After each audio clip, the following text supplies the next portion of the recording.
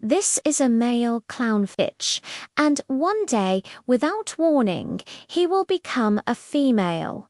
Not as a mutation, not as a disease, not as a rare accident, but as part of the natural order of the ocean. If Finding Nemo followed real biology, Nemo wouldn't have lost his mother and kept his father. He would have gained a new mother, and his father would have completely disappeared biologically. How can a fish rewrite its own body? Why does the entire reef depend on this transformation? And how did evolution turn clownfish into one of the most flexible animals on Earth? The coral reef looks peaceful from a distance. Sunlight filters through the water, bouncing off colorful corals and schools of fish that move like living clouds. Everything feels calm, balanced, almost gentle. But this is an illusion. The reef is one of the most dangerous places on Earth. Every shadow hides a predator. Every open patch of water is a potential death trap. For small fish, survival is not about strength or speed. It's about making the right biological decisions at exactly the right moment. And few animals demonstrate this better than the clownfish. Most people think they understand clownfish. Bright orange, white stripes, living safely inside sea anemones. Overprotective parents made famous by a Pixar movie. But the real story of clownfish is far stranger than fiction. Because clownfish don't just adapt to their environment, they rewrite their entire biology to survive it. Before there is a family, before there is a colony, before there is a dominant female guarding a nest of eggs, there is only an egg. Actually, hundreds of them. Clownfish eggs are laid in neat rows on a smooth surface close to a sea anemone. A flat rock, a shell, coral, rubble, anything stable and protected will do. The female arrives, deposits hundreds of bright orange eggs, and then leaves. Her job is finished. From this moment on, everything depends on the male. He fertilizes the eggs and becomes the sole caretaker. For the next several days, he barely eats. He barely rests. He hovers constantly over the clutch, fanning the eggs with his fins to keep oxygen-rich water flowing over them. He removes dead or infected eggs one by one to prevent fungus from spreading. This isn't instinctive affection, it's survival. If even a small portion of the clutch fails, the future of the colony weakens. After about 6 or 7 days, something changes inside the eggs. Tiny silver dots appear. Eyes. The embryos begin to twitch, their bodies pressing against the thin egg membranes. And then, just after sunset, when predators are less active, the eggs begin to hatch. One by one, tiny larvae emerge. Each one is smaller than a grain of rice. They have no stripes, no bright colors, no protection, and most importantly, no sex. At this stage, clownfish are neither male nor female. Their bodies have not yet committed to either path. That decision will come later if they survive long enough. The moment a larva hatches, it is swept away by the current. This is the most dangerous phase of a clownfish's life. Out in the open ocean, everything eats larvae. Jellyfish, shrimp, small fish, even planktonic predators invisible to the naked eye. Out of hundreds of eggs, only a handful survive the first few days. Most clownfish never reach adulthood. The ones that do spend days drifting, feeding constantly on plankton and microscopic algae. They grow quickly or they die. There is no middle ground. Slowly, their bodies change, fins sharpen, muscles strengthen. Pigment begins to appear. They become less transparent and more fish-like. And then something remarkable happens. They turn toward the reef, not because they can see it clearly, but because they can sense it. Scientists believe clownfish larvae use a combination of sound, smell, and chemical cues to navigate it. Coral reefs produce constant low-frequency noise. Sea anemones release chemical signals into the water. The larvae follow these invisible trails like biological GPS. This isn't a conscious choice. It's instinct encoded by millions of years of evolution. Because life away from the reef is almost impossible. The open seabed offers no cover, no hiding places, no protection. Predators patrol constantly. When a young clownfish reaches the reef, it doesn't look for rocks or caves, it looks for danger. Sea anemones are some of the most lethal animals on the reef. Their tentacles are lined with thousands of stinging cells called nematocysts.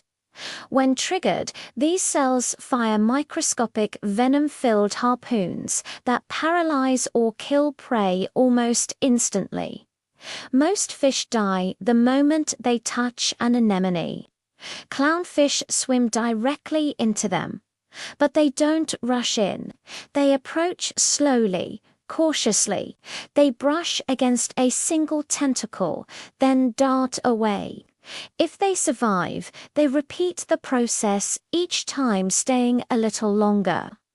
Eventually, the anemone stops firing. Clownfish possess a specialized mucus layer on their skin that prevents the nematocysts from activating.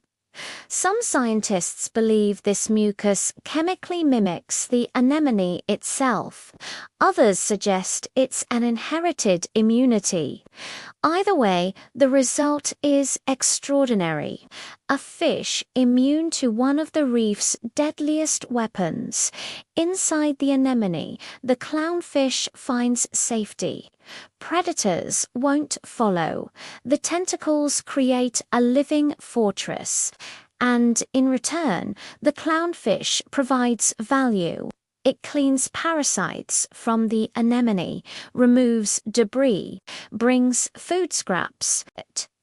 Sometimes it even lures curious fish close enough for the anemone to sting and eat. This partnership is one of the most famous examples of mutualism in nature. But when a young clownfish enters an anemone, it isn't entering chaos. It's entering a system. A clownfish colony is small, usually no more than 3 to 5 individuals, and it is ruled by a strict hierarchy. At the top is the largest fish, always female. She is the only female in the colony, the queen. The sole egg layer directly below her is the breeding male, slightly smaller, submissive.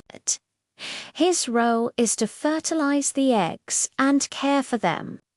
Below him are the juveniles, smaller fish that do not breed. They grow slowly, suppressing their own development. The rules are absolute. Only to fish reproduce. Everyone else waits. If a juvenile grows too fast or behaves aggressively, the dominant female may chase it away or kill it. This hierarchy prevents constant fighting and ensures stability in an extremely dangerous environment. As long as the queen lives, the system holds. But reefs are unpredictable. Predators strike, accidents happen, and when the queen dies, something extraordinary occurs. When the dominant female clownfish disappears, the colony does not collapse.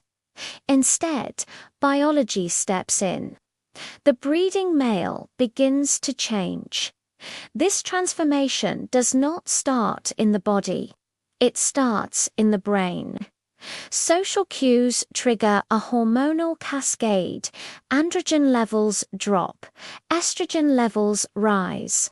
Genes that were dormant activate. Others shut down. His testes shrink.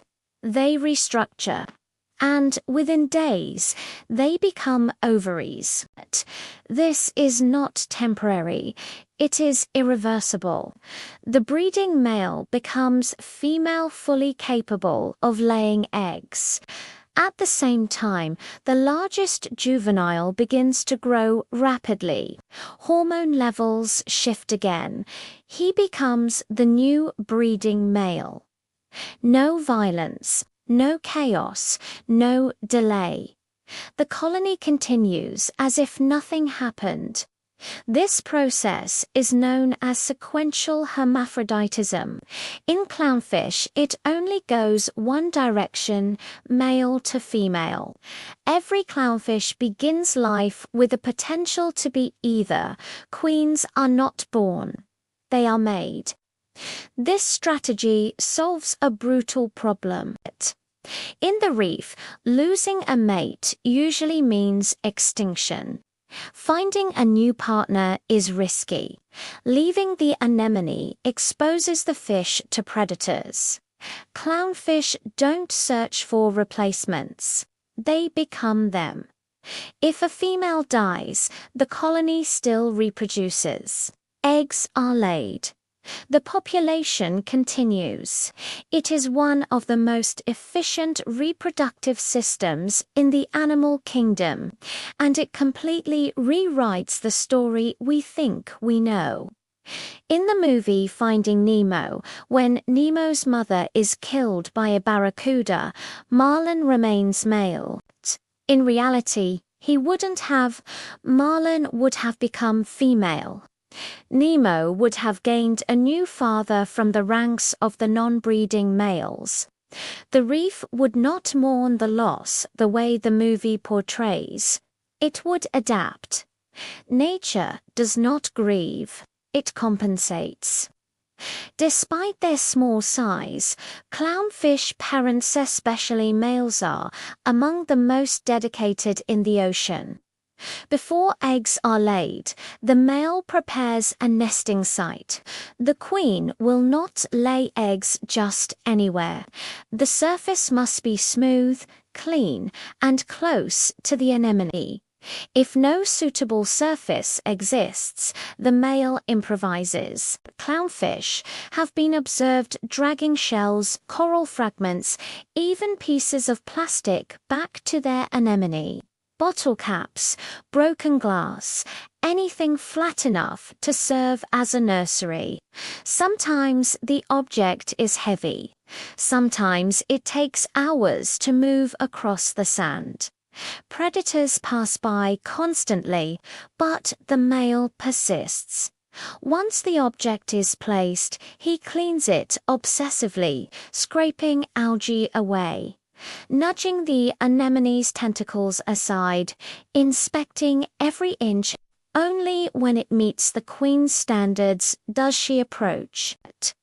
She lays hundreds of eggs in precise rows, and once again, the male becomes guardian. He fans them, protects them, sacrifices for them, and if fate demands it, he will one day become their mother. Clownfish are not powerful. They are not fast. They are not dominant predators, but they possess something far more valuable: flexibility.